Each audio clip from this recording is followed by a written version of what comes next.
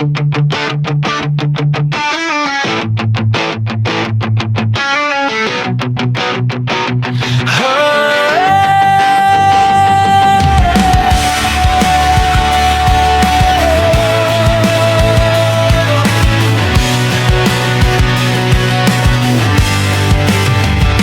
bawat ilaw ng screen na sumisilay, may kwentong di nakikita ng tunay.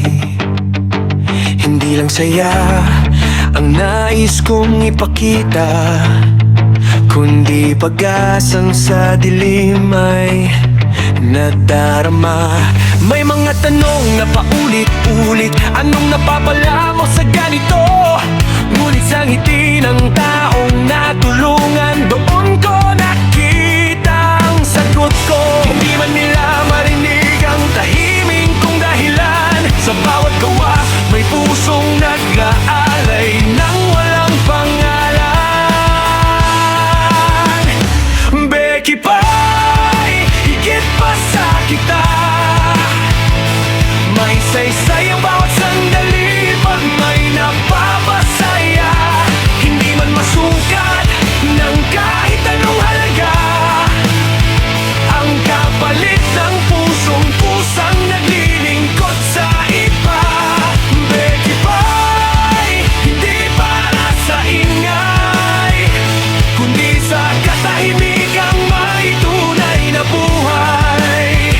Kahit walang nakakita, tuloy ang pagbigay dahil ang tunay na yaman hindi kailanman nawawala.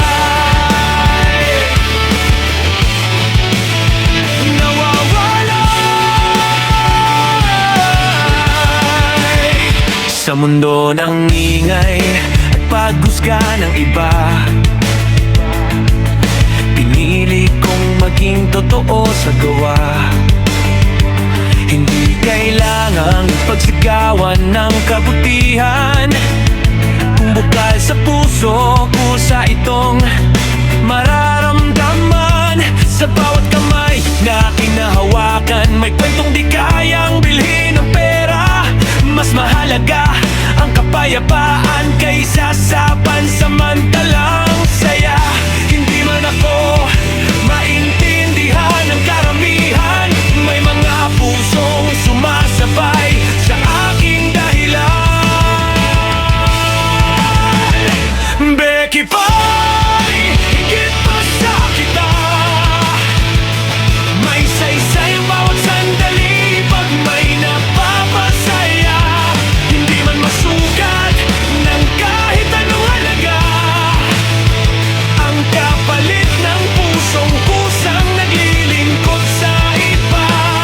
Becky Pie, hindi para sa ingay, kundi sa katahimikang may tunay na buhay.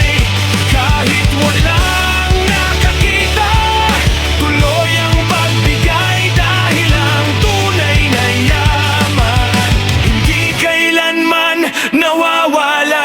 Sa bawat luha na napawi ng yakap, sa bawat pusong muling lumakas, doon ko nakita tunay kong laban. Hindi lang para sa sarili, kundi para sa karamihan. Isang puso, isang layunin ang pinanghahawakan. Sa gitna ng dilim, tayo ang ilaw. Sa simpleng paraan, pag-asa'y sumisibol at sumisigaw. Becky Pie, ito ang tunay na saya, ang makitang may ngiti dahil sa ginawa. Hindi man perfecto ang mundong ginagalawan, may kabutihang kayang magbigay